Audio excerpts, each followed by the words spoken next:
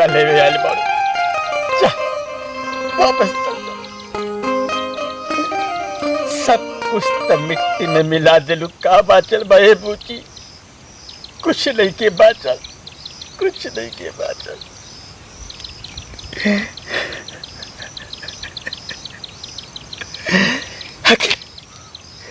आखिर मोहब्बत ऐसा का ताकत होला बेटे, का ताकत होला कि लोग बाप के छोड़ सकता, मतारी के छोड़ सकता, भाई के छोड़ सकता, पूरा परिवार के छोड़ सकता, कि प्यार करे वाला प्रेमी के ना छोड़ सकता, ना छोड़ सकता।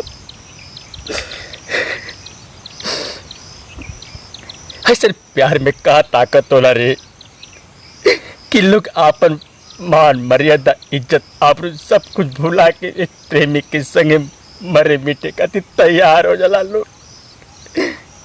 ये बता, जब एक बाप मतारी अपने बेटी के पैदा कर तो पाल पोस के 20 साल तक बड़ा करने का प्यार ना रहला रे। हमेशा भाई अपने बहन की रक्षा करे का संगे संगे रहेला, उनका प्यार ना हो। हर साल राखी का त्योहार आवेला, बहन अपने भाई के हाथ कलाई पर राखी मारे लो, प्यार ना रह। बाबूजी जब कहीं से आवेल तो बिटिया के पुकारे लो, प्यार ना रह।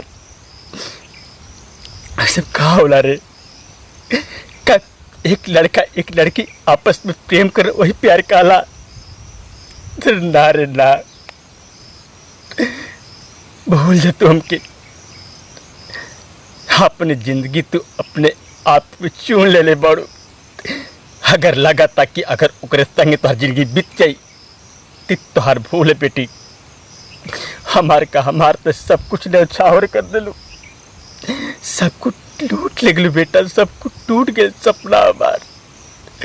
अरे गरीब के पास तो दौलत ना रह, रुपया पैसा ना रह, बस गरीब के पास एक इज्जत होला, वो तू ले लू। डुबा दिलू बेटी, इज्जत डुबा दिलू।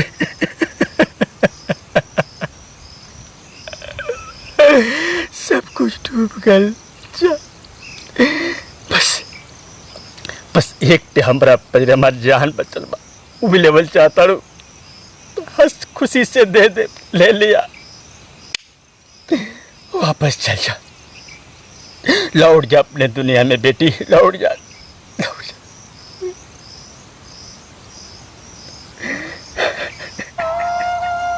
कैसन प्यार रे, सब कुछ भुला दे।